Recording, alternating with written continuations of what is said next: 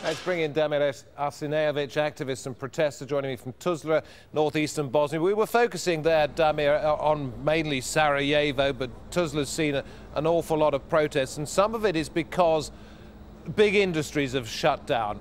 What is life like there? Well, life is actually very impoverished. People are on the verge of starvation. Young people don't have any job prospects. Pensioners rummage the dustbins to eat. Workers do not get paid.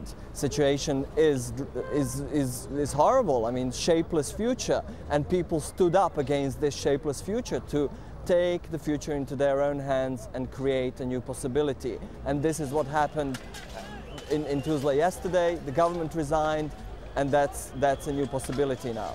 If I may make a guess, I don't think you're old enough to have remembered very much about the war, but what went wrong for your generation when peace came to your country? Well, when the war came to my country, the corrupt capital actually came into this country and stole the public good from people in the blood of capital, in the blood of war and genocide. And now the same politicians are in power, corrupt, nepotistic, and it's enough. So my generation had to fight for their voice, and we had to fight to be heard, and now we are here, and we are going to create something beautiful for everybody here. For the first time, beyond any political divides, people came together, war veterans, students, pensioners, workers. They created unanimous voice and unanimous action. As you can see, they are clearing Tuzla today, and we are thinking about what's going to happen productively. Damir, you can't see it, but in our studio we have a headline above you that says Bosnia protest, but there are people who are writing about this as possibly the Balkans Spring, a la the Arab Spring. Do you see it that way? Massive change under possibly ahead?